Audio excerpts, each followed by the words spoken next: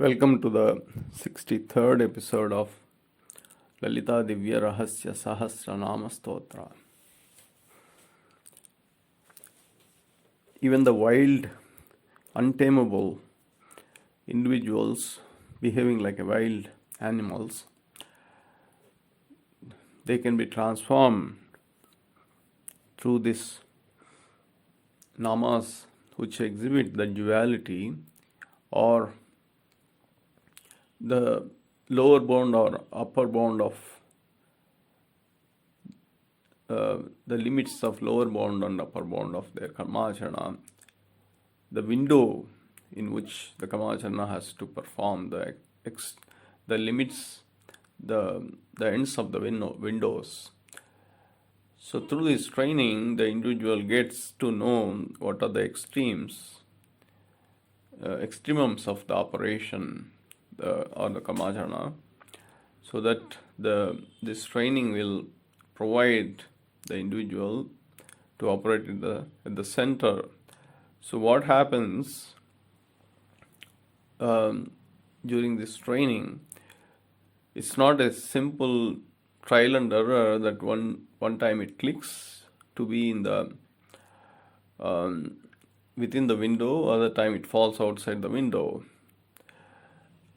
By knowing the extremums, the limits of the window of operation, by traversing to the extremum in a methodical manner, the individual gets to know exactly where is the center located. And hence, this training makes the individual to realize the center of operation. And even if it is slightly drifted away from the center, in that case the karmacharana will not fail because it is still within the window. But if you are operating closer to the edge of the window, then there is a likelihood that you may fall outside the window, then it will be devastating, it will fail. Hence, this training will provide the individual the necessary skills to operate at the center of the window. So what is the big deal of operating at the center of the window? If the center of the window, if the wheel is rotating, the center of the wheel doesn't rotate. It is a reference to the wheel that is rotating. It is stationary. Center of the window is stationary. So the operation at the center of the window, similarly the operation at the center of the window will make the individual realize that this karmacharana or the action is not the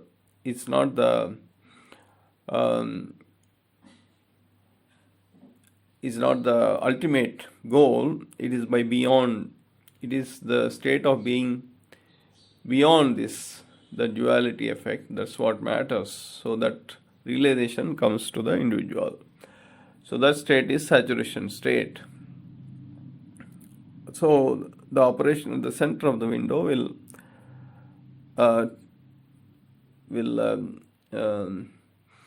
transform the individual towards the saturation and helps the individual to be beyond the duality effects. So that is the essence of Lalitha Sahasranam Stotra. So let us move on. The next nama is Nirupadhi. So this is also the duality effect nama. So Upadhi means essentially profession. So Nirupadhi, what it means is that the extremes of this nama are a profession that is well versed to the individual and profession that is not well versed, that the individual is the profession that is foreign. It's a new profession that individual doesn't know. So beyond these two and able to control these two, that is Nirupadhi. So let us see an example. So it's easy to understand through an example. Let us say an individual, a person who is so well versed with the driving, so that is his profession. So he's so comfortable driving a vehicle that he can even drive the vehicle blindfolded. So he knows that the tricks of driving, the skills of driving, he's so familiar with that he can just simply drive blindfolded. So in this kind of karmacharana action, there is it's only physically it may be tiring, but for his faculties nor his the soul energy, it is of not much benefit, because there is nothing new that they are learning.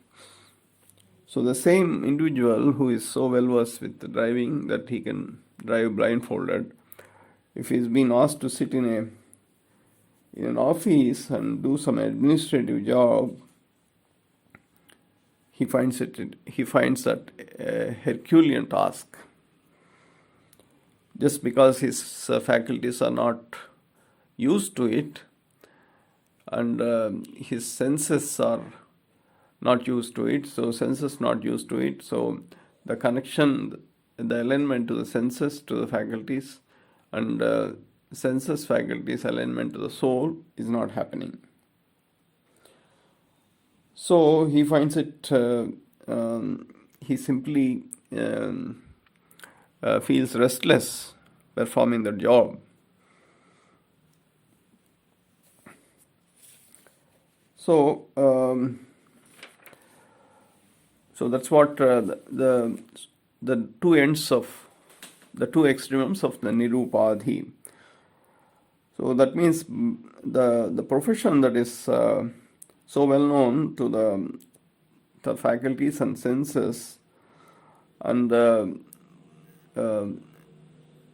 it has been translated into a mechanical activity through which the soul energy is not evolving any further. That is one end. And the ability to learn new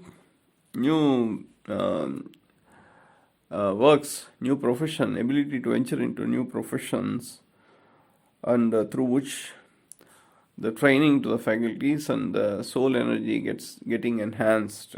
These two ends, and by being beyond these two and able to control these two, that is Nirupadhi. So why all this training? As already discussed, those who are beast-like, not able to accommodate themselves in any of the divisions that were performed by the Universal Mother, subsequently her ambassador, the Guru, through Nityamukta.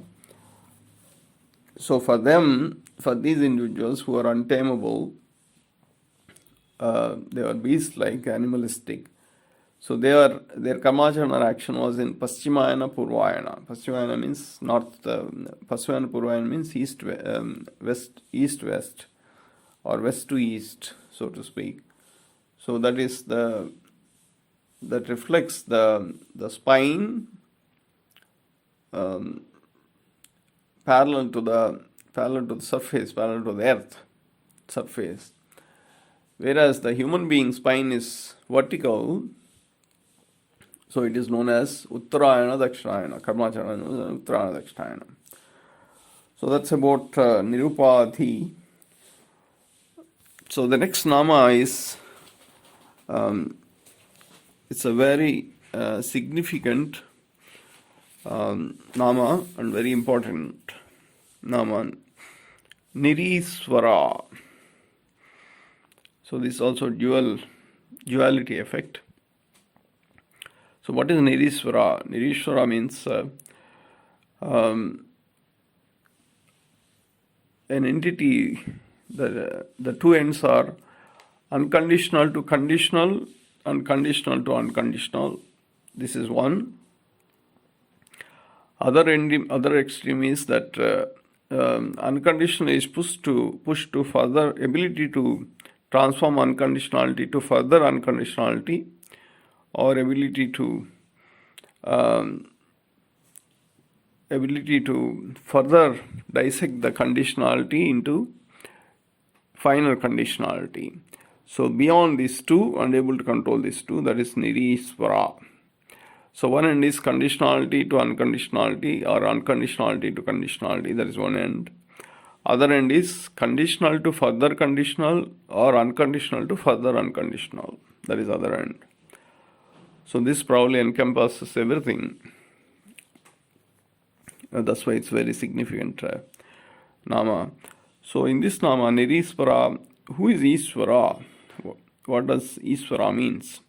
Isvara simply means the super soul, energy of the super soul,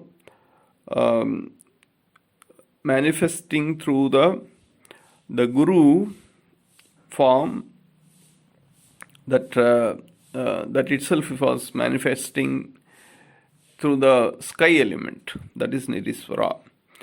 Super soul energy through the Guru, that Guru is through the sky element, that is Nireesvara, beyond sky. So obviously this Guru is beyond the sky element, 5 elements, so hence he is able to manifest through the sky element. And through this Guru form, the super soul energy enters, that is Isvara. So these Gurus are, they are saturated, they are enlightened. So they have the ability to, because they are saturated, they are enlightened. They are beyond the 5 elements, so they have the ability to play with all the polarities of the energy. So they have the ability to transform the positive energy to negative energy, or negative energy to the positive energy, as the situation demands. That means these Gurus can, Iswaras can transform demonic elements into divine elements, or divine elements into demonic elements. So why they do this is to follow, to establish the balance in the universe, to remove the imbalance, as Krishna pointed out in Bhagavad Gita. Paritranaya sadhuna vinasaya sadushkrutam dharma samsthapanarthaya sambhavami yuge yuge. When there is an imbalance, I will correct that imbalance by creating sufficient number of neutral elements. These neutral elements are the Gurus, who have the ability to transform positive to negative, or negative to positive.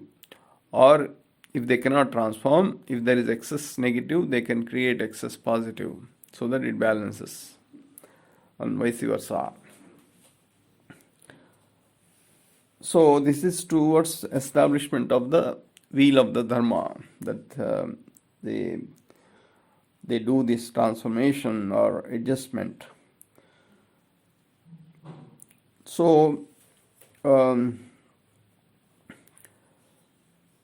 this transformation of conditionality to a conditional, the Nireesvara, but Nireesvara goes one step further. It goes to the two extremes, the upper limits and lower limits of the Isvara, and thus controls the two extremes by beyond these two. So how does this happen? So let us see through an example. So Lord Shiva, it is believed that he was ever in meditation posture, hence his hair it's locked up, it's dreaded hair that is locked up, that is called Jata Juta. Essentially it's a thick hair that is kind of locked up, stalks, and it's a dreaded hair, hair as thick as a deep forest, a thick forest.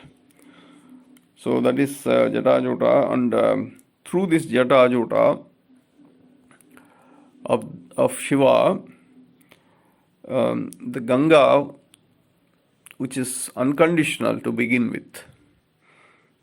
So that unconditional Ganga was, if it is unconditional, and that unconditional force reaches at once to the humanity cannot, humans who are in conditional world, they simply cannot take it.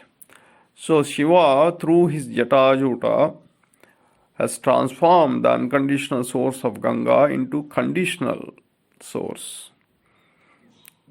So that is this example of this one example of this Nireesvara. The same Shiva, this is example, the conditionality to unconditionality to conditionality. This is example. The emergence of the origin of Ganga is essentially unconditionality to conditionality.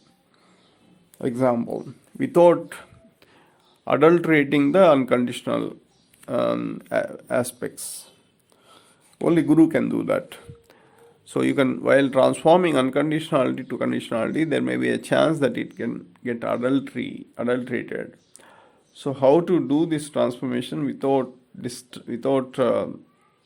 compromising on the unadultery? That only Guru can do it. That is the example that we have discussed through the origin of the Ganga. The same Shiva, when he is in a Linga Rupa, that is in the form of a Shivalinga, so he exhibits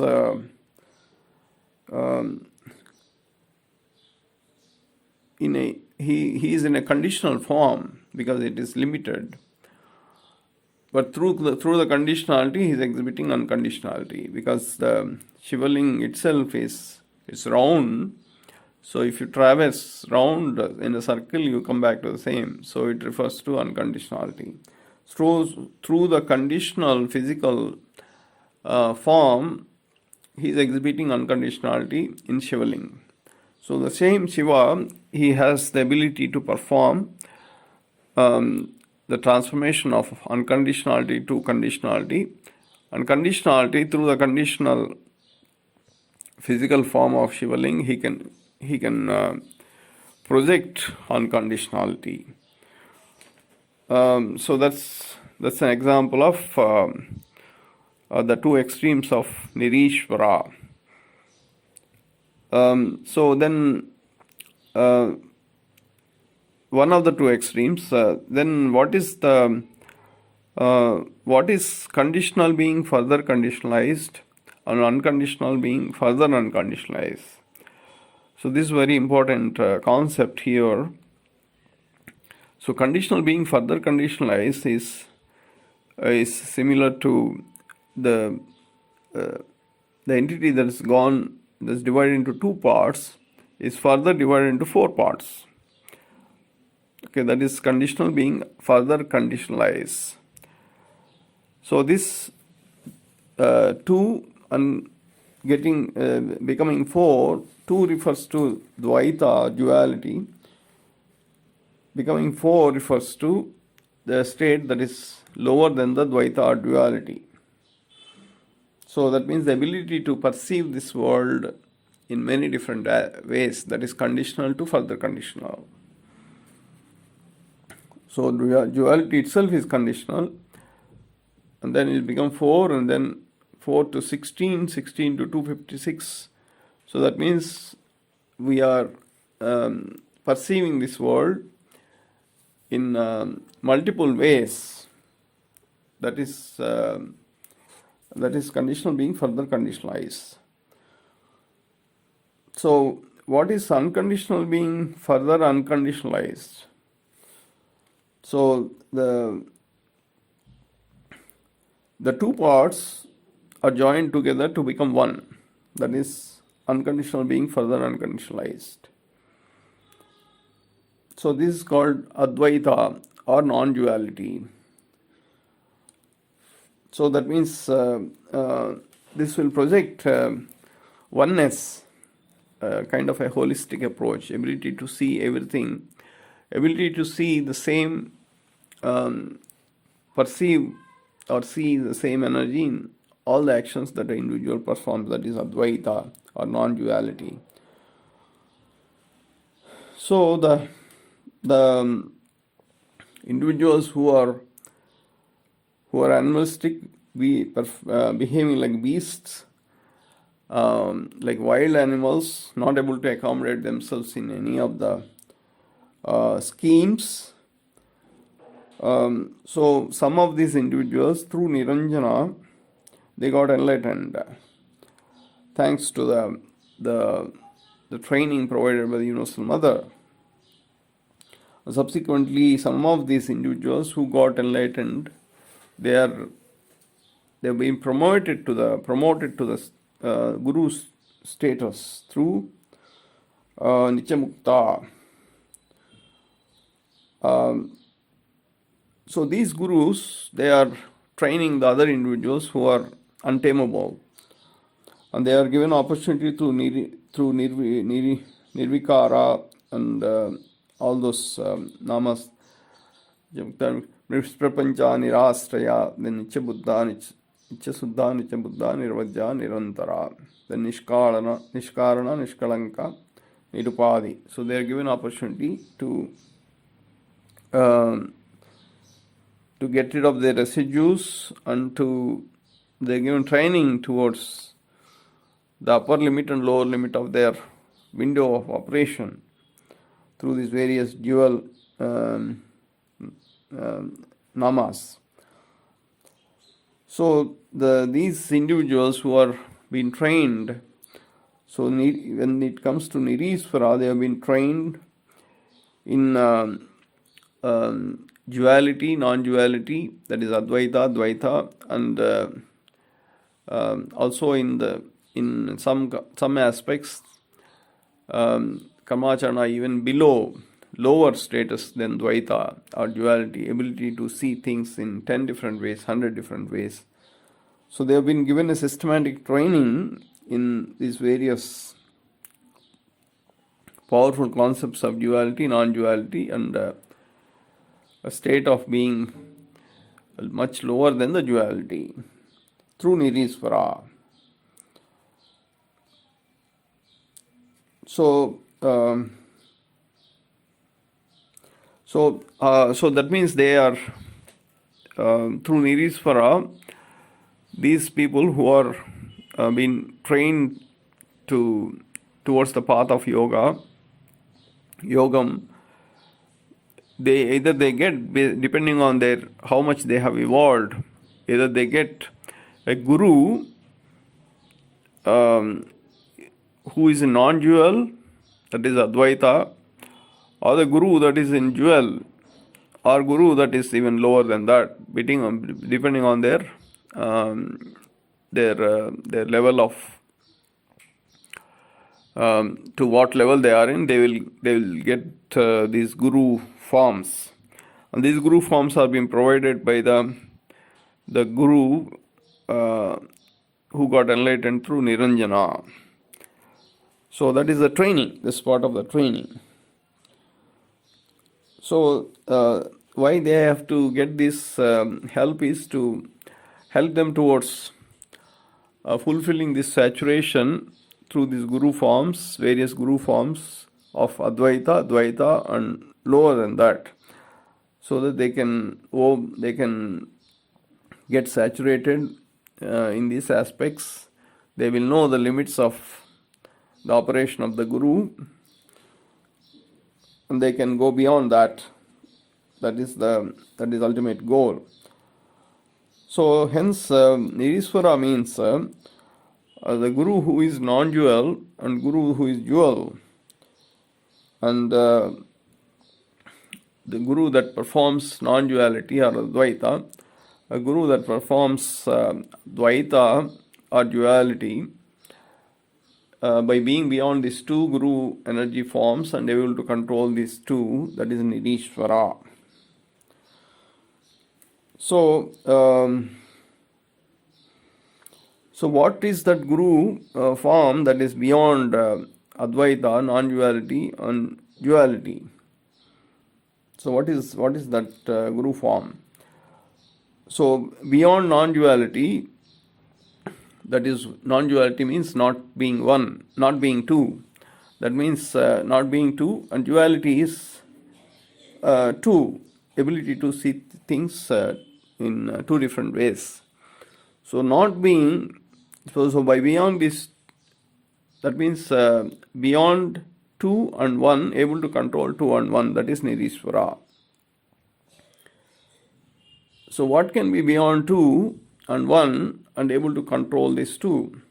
So beyond 2 and 1 can be 10, can be 100, can also be 0. So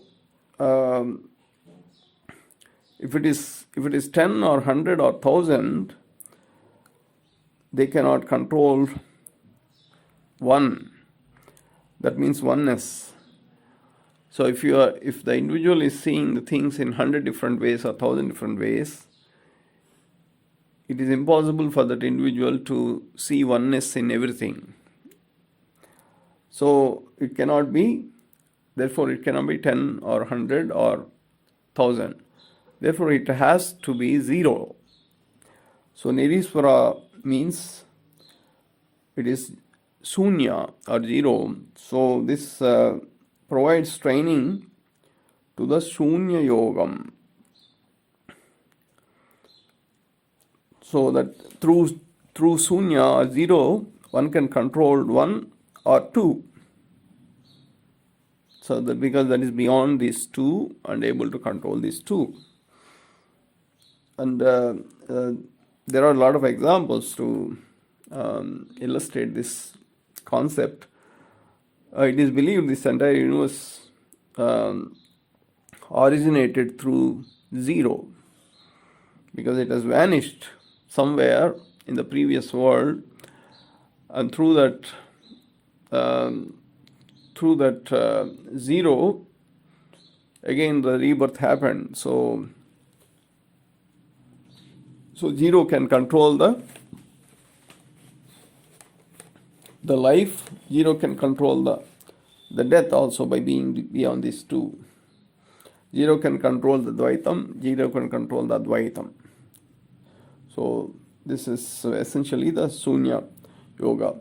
Now there can be, because this Nireesvara is also very well familiar with a lot of disciples, with the Daksha Yajna, the Yajna performed by the Daksha Prajapati, which was absolute failure, utter failure. It was devastatingly failed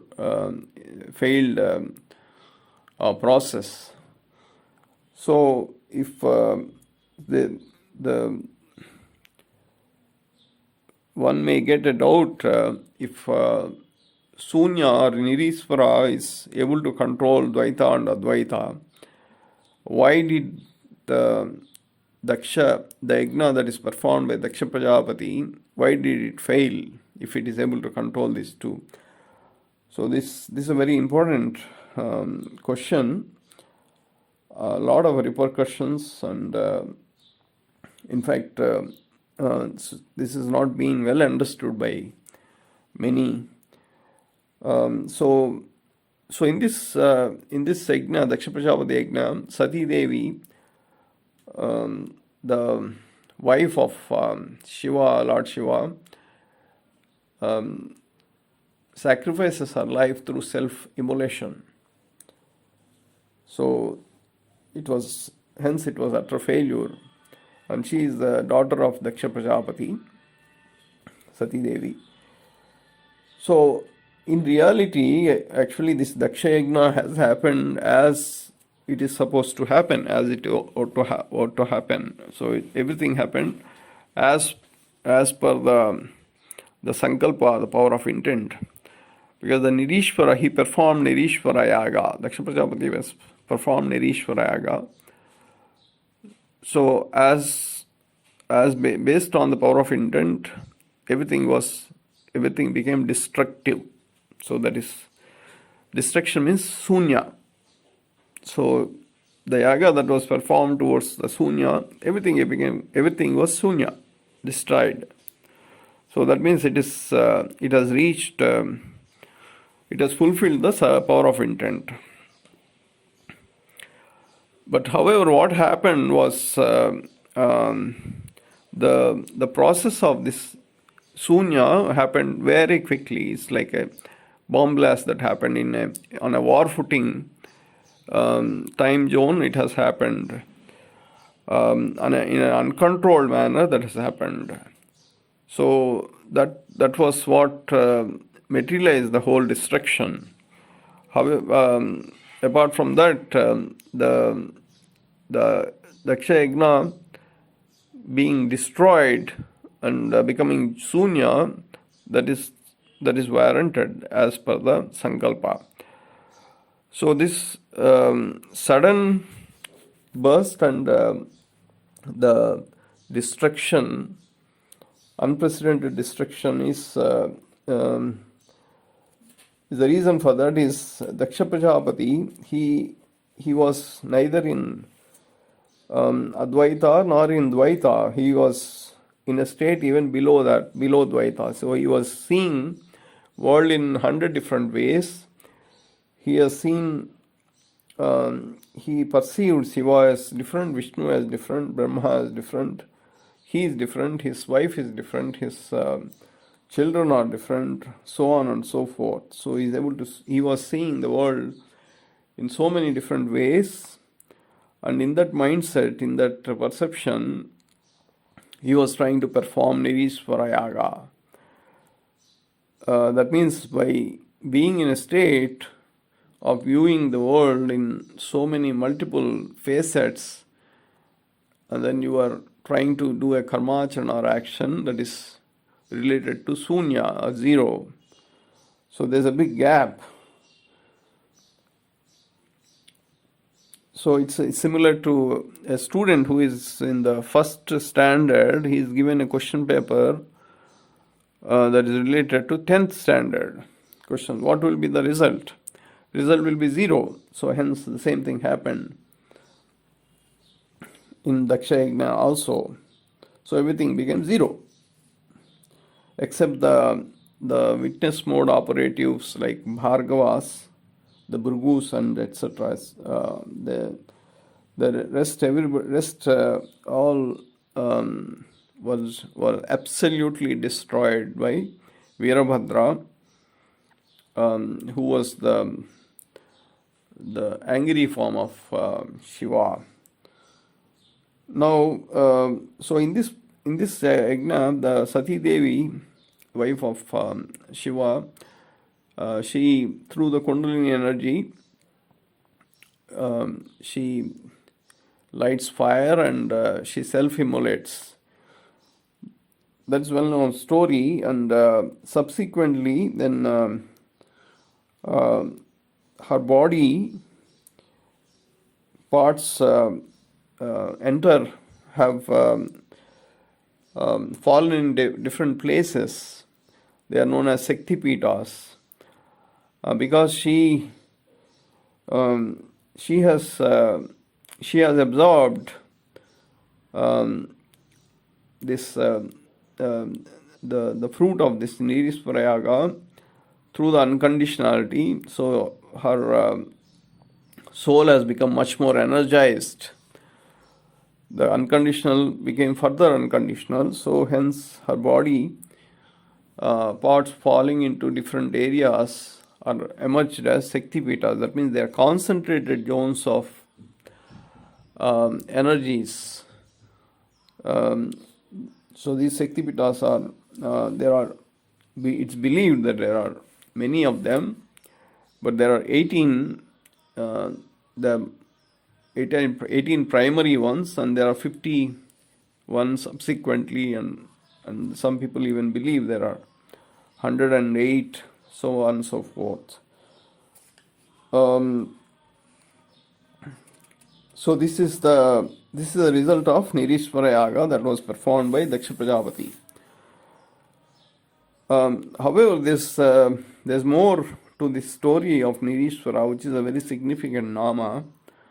So when was this Nireesvara Yagna performed, and where was it performed? So this is a very important question, and through Lalitha Sahasranaam we get a clue on this Nireesvara Yaga. So this was performed obviously in the previous world, not on earth, as many people believe. This was performed even prior to the Kruta Yuga, and hence this Nireesvara Yaga has happened on planet Mars, which we will come to know later. It does not happen on earth.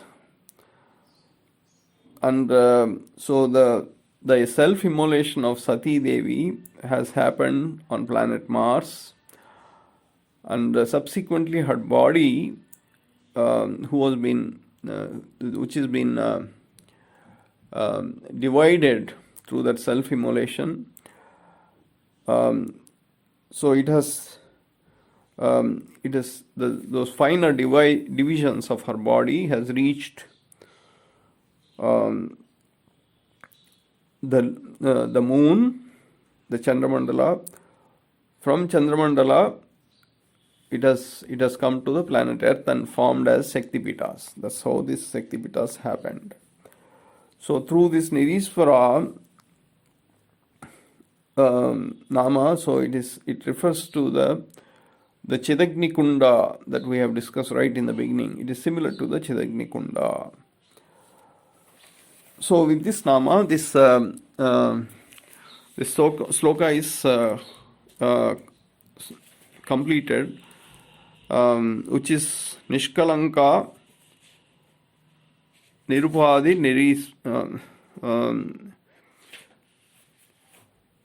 Nityasuddha Nityasuddha Nirvajana Nirantara Nishkarana Nishkalanka Nirupadhi Nireesvara. So that is this sloka. So through Nireesvara, the faculty of mind gets the training. Through Nishkarana, faculty of personality gets the training. Through Nishkalanka, faculty of intellect gets the training. Through Nirupadhi, faculty of discretion gets the training. Through Nireesvara, faculty of mind gets the training. So the remaining namas we will explore in the next episode. Thank you.